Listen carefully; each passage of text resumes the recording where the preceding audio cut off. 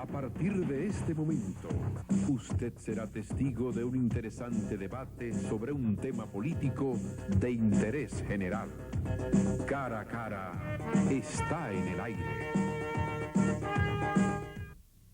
Movimiento colectivo como el renacimiento de una conciencia de los trabajadores, que es lo único. Bienvenido a este su programa Cara a Cara, espacio donde siempre presentamos temas de interés general. Hoy vamos a hablar de un militar, de un patriota, de alguien que en su nación se casó con la gloria. Y él, que además era un demócrata, le dio a su nación pues muchas conquistas, muchos logros de aquello que promete esta pseudodemocracia que vivimos, pero que nunca o casi nunca se cumplen. Y me refiero al general Juan Domingo Perón. Perón era una especie de esperanza, de esa ilusión, de ese sueño que tienen muchos países. Y él, que quizás mucho antes de que Fidel Castro pensara en que también en Cuba había que hacer los cambios necesarios y radicales que exigen los pueblos para poder avanzar, él ya había dado varios pasos hacia adelante. Y inclusive mucho antes de que en otros países de la región sur, la nación de Perón, obviamente, era Argentina. Y en esa nación se produjeron muchos cambios y muchos golpes de Estado. Y obviamente también hubo elecciones como la impone el sistema, la elección de arriba para administrar los recursos, las riquezas, los logros de los grandes grupos desde el punto de vista económico, aquellos que son dueños del establishment, como dirían los americanos.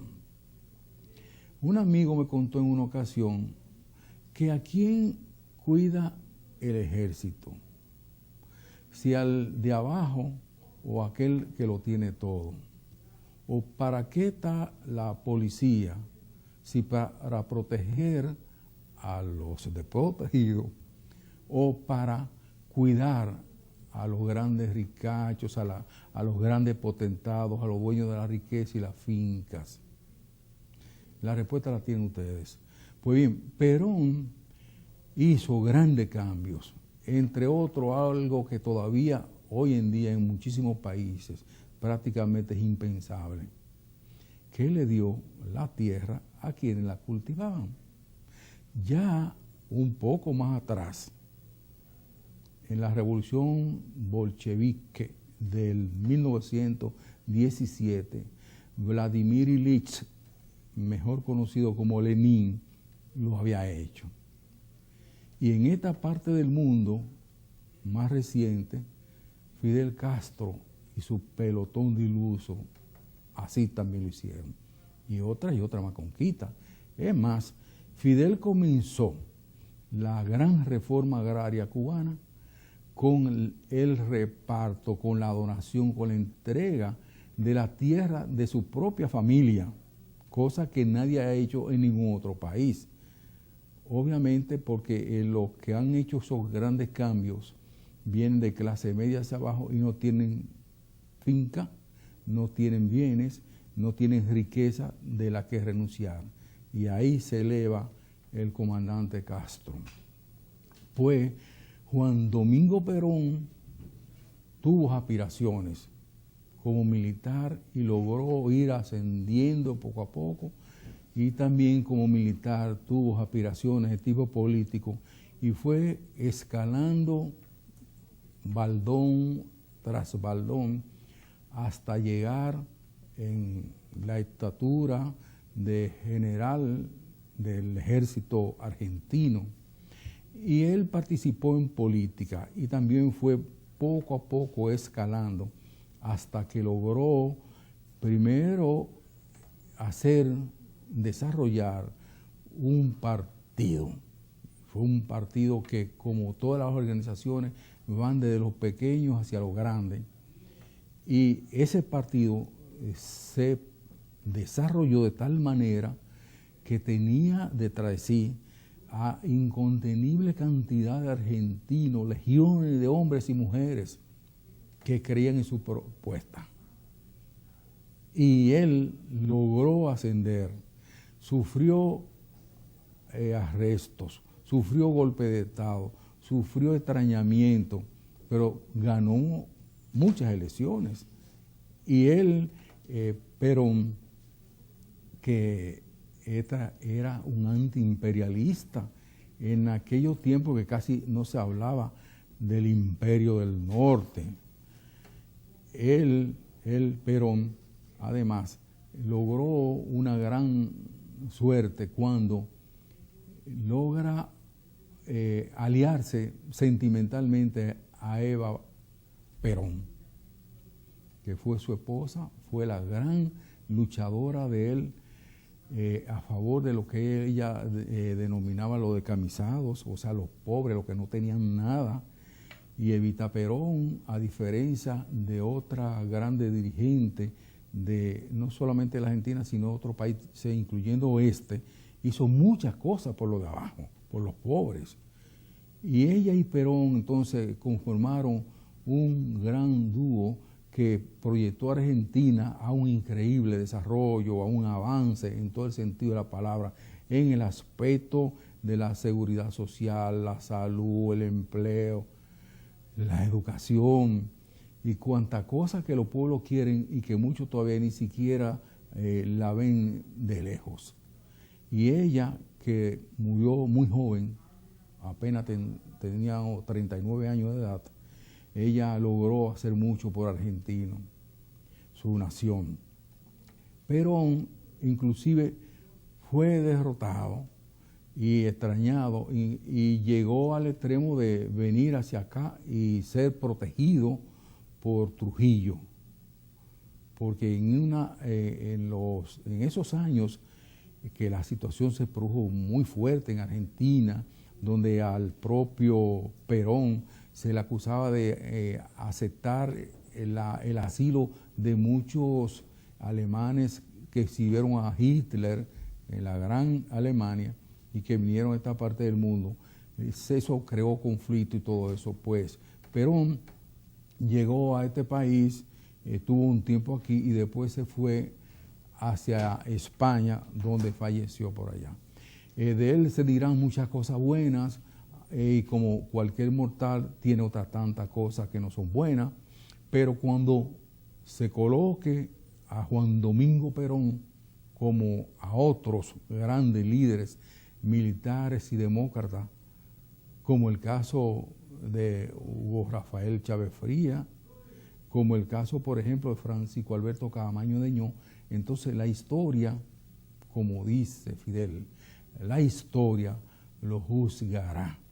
Y desde ya la historia, pues, ha jugado a cada uno de esos grandes líderes militares y políticos. Y los pueblos, que es el gran juez de la historia, entonces, obviamente, que ha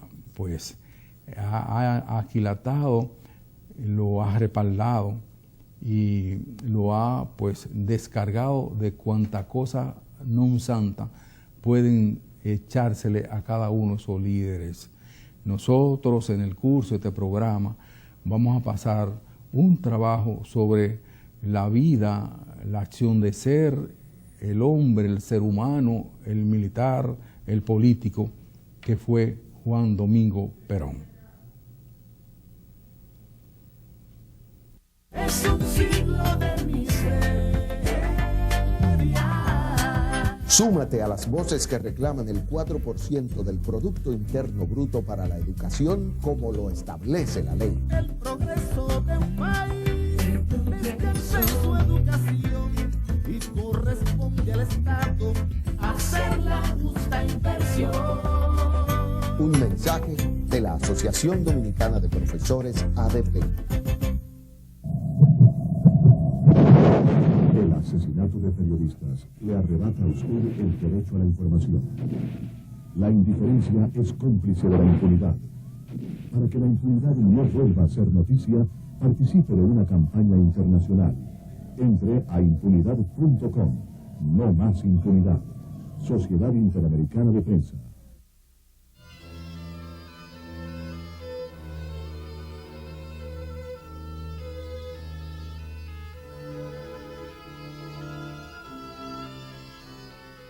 ¿Verdad que viajar a Dubái fue algo increíble? ¿Qué arquitectura? Por estar contemplándola fue que chocamos el carro que alquilamos. Sí, pero fue impresionante. El lujo y ese hotel. ¿Cuál? En el que te caíste. Lujo fue que no te pasara nada. Con tus tarjetas Platinum Banreservas tienes la protección contra accidentes en viajes, seguro de alquiler de vehículos y asistencia a emergencia médica. Los buenos momentos son para recordarlos con las tarjetas Platinum Banreservas. Un mundo de beneficios para ti. Ya está aquí el club de suscriptores de hoy, un club en el que obtienes grandes beneficios. Sí, ahora todos nuestros suscriptores pueden recibir regalos, premios, descuentos, viajes, concursos, entretenimiento y muchas sorpresas completamente gratis. Así, tu suscripción a hoy te da mucho más de lo que pagas por ella. Llama ya y suscríbete hoy mismo. Club de suscriptores hoy. Nuestros lectores merecen lo mejor. Conoce tu nueva Visa Débito con chip del Popular. Más rapidez para realizar tus compras. Más seguridad. No necesitas portar efectivo. Conveniencia. Aceptada en miles de establecimientos. Fácil acceso a tu dinero las 24 horas del día. Pagar tus compras es más rápido, más seguro y no te cuesta más al comprar. Busca tu nueva Visa Débito Popular. Popular. Siempre. Es grande. Tenemos playas de todo tipo. Estamos entre las 10 mejores playas del mundo. O es que tú no has visto la playa de Puerto Plata, o la de Punta Cana, o la de Samaná, o Valle Ibe. Y si de frío aquí no cae la nieve, pero vete para Valle Nuevo, para el pico en enero, para ver si aguanta. Pero vámonos al extremo. Tenemos la duna de Maní, los charcos de Tamamagua, las terrenas, Juan Dolio, Boca Chica. Chacho. Oye, este país tiene de todo y un poquito más. Tiene para ti, tiene para mí, tiene para todo el que quiera. Y cerquitica, es el mejor país del mundo. Ministerio de Turismo. Turismo para todos.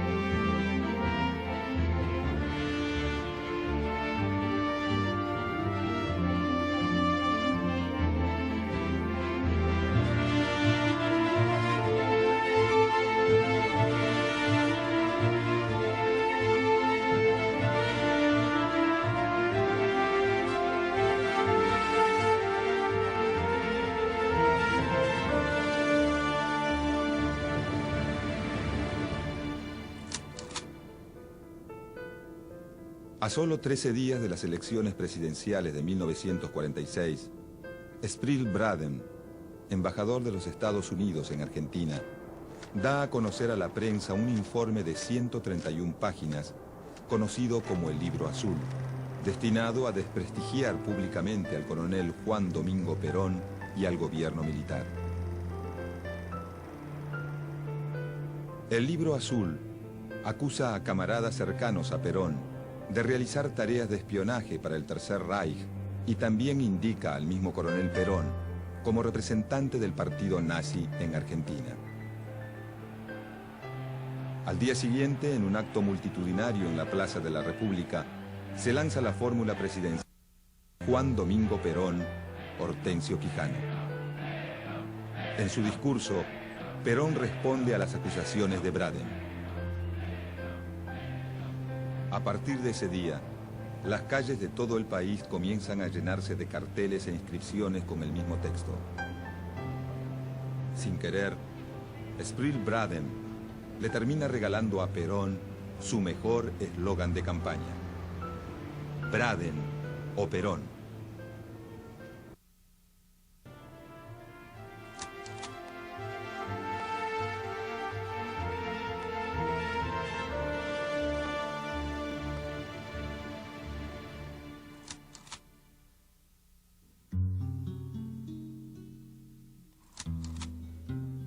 El coronel Juan Domingo Perón comienza su ascenso en la política con la revolución del 4 de junio de 1943.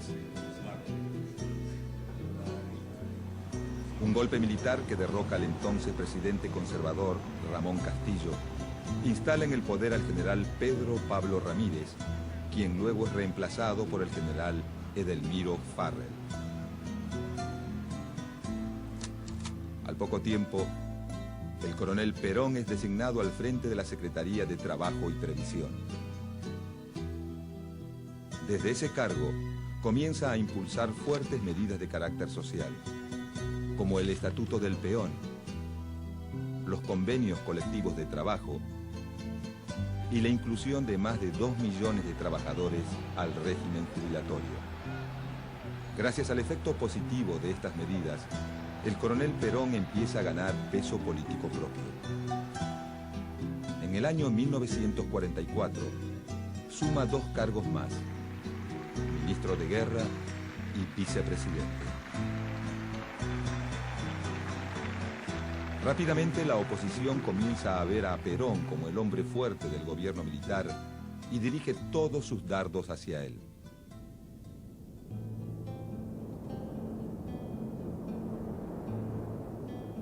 La derrota del nazismo en Europa y el apoyo del gobierno norteamericano a la oposición llevan al gobierno de Edelmiro Farrell a una aguda crisis política. Con ánimo de ceder a presiones internas y externas, Farrell le pide a Perón la renuncia a todos sus cargos, confinándolo pocos días después en la isla Martín García, lo que genera un gran descontento popular. La noche del 17 de 1945, Juan Domingo Perón es aclamado por casi medio millón de trabajadores que se concentran frente a la Casa Rosada para pedir por su libertad. Ese día Perón regresa a la política por la puerta grande, convertido en un líder popular. A la mañana siguiente, el gobierno militar de Edelmiro Farrell designa un nuevo gabinete de ministros y confirma el llamado a elecciones presidenciales. A esa altura, la candidatura de Juan Domingo Perón es algo obvio para todos. Para fines de octubre de 1945, Perón sabe que cuenta con el apoyo incondicional de gran parte de los trabajadores, pero no tiene armado un partido político que le permita presentarse a elecciones. Inmediatamente comienza a buscar adhesiones en otros sectores que simpatizan con su política social, como el radicalismo disidente, pequeños grupos nacionalistas y la dirigencia sindical laborista. Pocos días después del 17 de octubre, en el City Hotel de Buenos Aires, un grupo de dirigentes radicales, al mando de Hortensio Quijano, forma la UCR Junta Renovadora, brindando pleno apoyo a la candidatura de Juan Domingo Perón. El mismo Quijano, antes del 17 de octubre, había intentado convencer a las autoridades de la UCR de apoyar a Perón. Al no lograrlo, abandona el partido. La UCR Junta Renovadora celebra las reivindicaciones sociales alcanzadas por el joven coronel y en sus actos de campaña muestra la imagen de Perón al lado de las de Hipólito Yrigoyen y el general San Martín.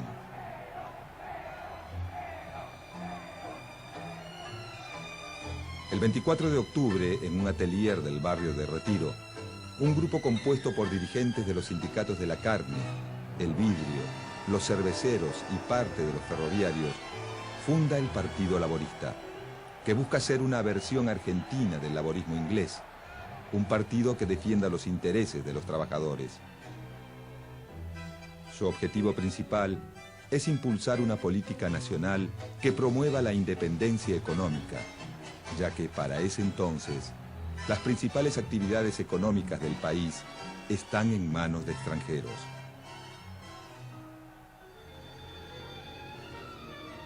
Extranjeros eran los teléfonos, extranjeros eran los ferrocarriles, extranjeros eran los barcos, extranjeros eran los elevadores de granos. Todos se lanzaban vorazmente sobre el trabajador quien se debatía en desigual lucha contra tantos enemigos, de los cuales... Con la UCR Junta Renovadora y el Partido Laborista, Perón comienza a construir su frente electoral. El partido de Quijano le garantiza varios años de experiencia institucional y una red de comités extendidas por todo el país, mientras que el laborismo le permite acompañar políticamente al creciente movimiento obrero, cada vez más fuerte en Buenos Aires y en las provincias del litoral. Inmediatamente al proyecto político de Perón se suman otras pequeñas fuerzas. Por un lado, los centros cívicos Coronel Perón, integrados por pequeños comerciantes de barrio de Buenos Aires y militares que formaron parte de la Revolución de 1943. Por otro lado, la Alianza Libertadora Nacionalista, una combativa organización juvenil con ideas de derecha y simpatías por el franquismo español. Además de estos grupos, también se suman viejos nacionalistas de la época de la dictadura de José Félix Uriburu y varios miembros de la agrupación Forja, Fuerza de Orientación Radical para la Joven Argentina. La Forja está integrada por un grupo de intelectuales nacionalistas, entre los que se encuentra Arturo Jaureche, quien con el pasar de los años se convertirá en una de las figuras intelectuales más importantes del peronismo. En apenas un mes, Perón logra aunar las voluntades necesarias para armar su frente electoral. Pero rápidamente comienzan a sentirse los roces entre las distintas fuerzas que lo componen. Las viejas prácticas de comité de los ex-radicales provocan recelos y desconfianzas entre la enérgica conducción sindical inexperta en la lucha partidaria. Y mientras el Frente Peronista se gesta en medio de contradicciones y discrepancias, los partidos de la oposición comienzan a agruparse bajo un mismo paraguas.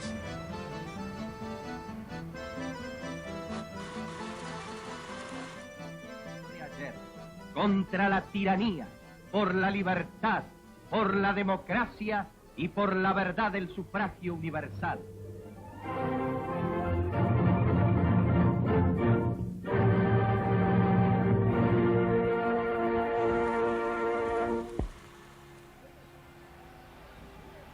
El 8 de diciembre de 1945, en la Plaza de los Dos Congresos, la UCR tradicional, los partidos socialista, comunista y demócrata progresista realizan el acto inaugural de la Unión Democrática, el frente electoral con el que planean enfrentar la candidatura de Juan Domingo Perón.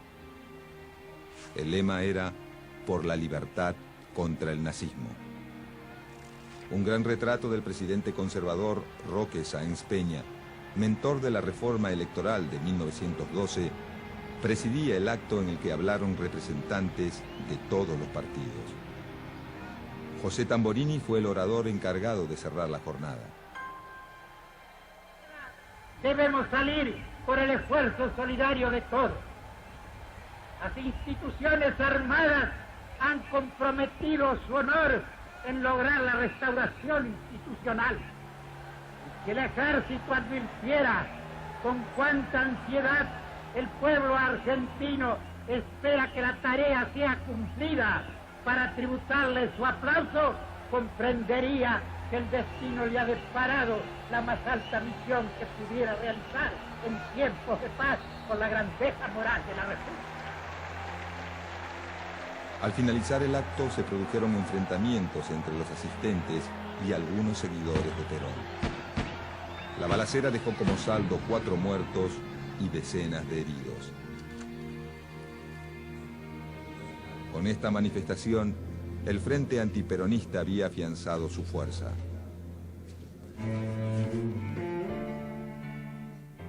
La fórmula presidencial de la Unión Democrática es José Tamborini, Enrique Mosca.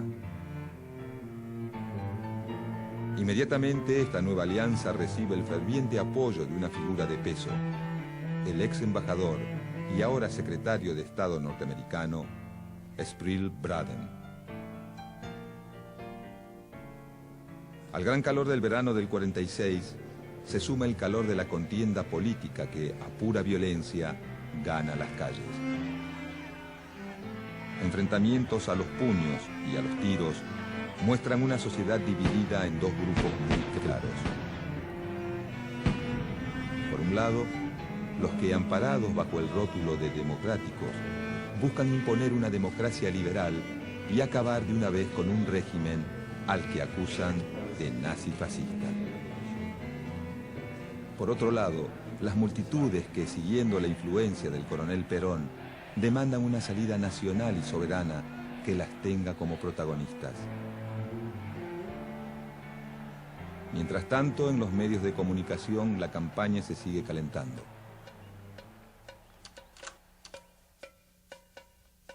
El 17 de enero, la embajada norteamericana da a conocer una serie de telegramas que tratan de involucrar a Perón con una red de financiamiento a periódicos favorables al régimen nazi.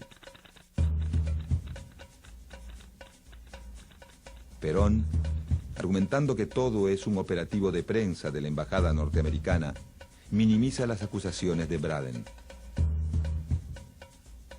En ese momento, tiene otras cosas por las que preocuparse. Las disputas internas entre laboristas y radicales Junta Renovadora, que amenazan con debilitar la ya frágil estructura de su propio frente electoral. Y el hecho de que la mayoría de las radios y diarios de la época, que están claramente a favor de la Unión Democrática, dan muy poca publicidad a sus actos y declaraciones de campaña.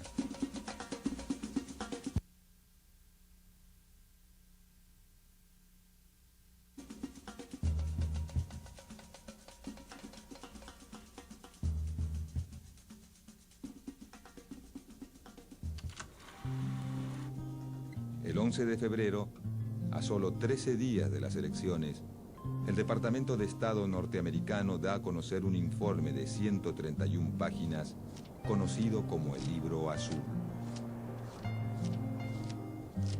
Este informe acusa a camaradas cercanos a Perón de realizar tareas de espionaje para el Tercer Reich, además de permitir el desembarco de nazis en el país.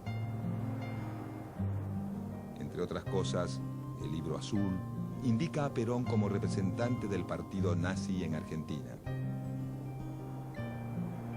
Cuando este escrito es publicado por la prensa argentina, se convierte en una bomba política.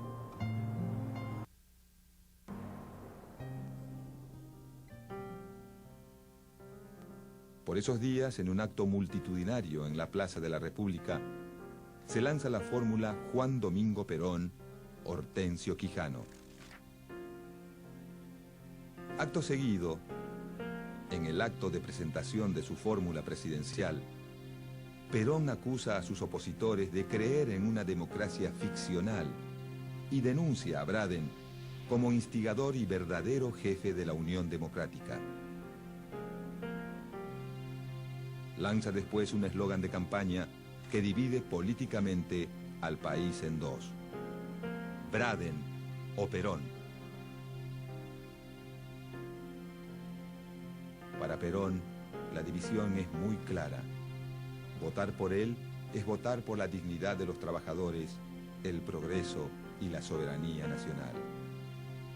Votar por los socios de Braden es dar un paso atrás, volver al país manejado por la oligarquía y los monopolios extranjeros.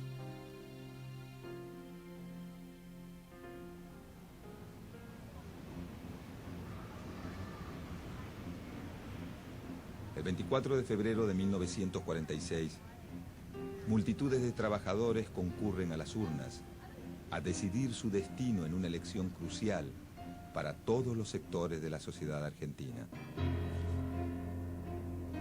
A pie, en carreta o a caballo, miles de peones rurales se acercan a las mesas electorales, siguiendo atentamente las instrucciones que da el mismo Perón para evitar el fraude.